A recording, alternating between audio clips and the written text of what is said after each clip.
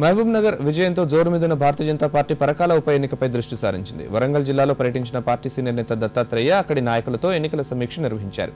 ఉప ఎన్నికల నోటిఫికేషన్ రాకముందే ముఖ్యమంత్రి ఆయా నియోజకవర్గాలకు కోట్ల రూపాయలు కేటాయిస్తున్నారని, అయినా కాంగ్రెస్ గెలవడం కష్టమేనని జోస్యం చెప్పారు.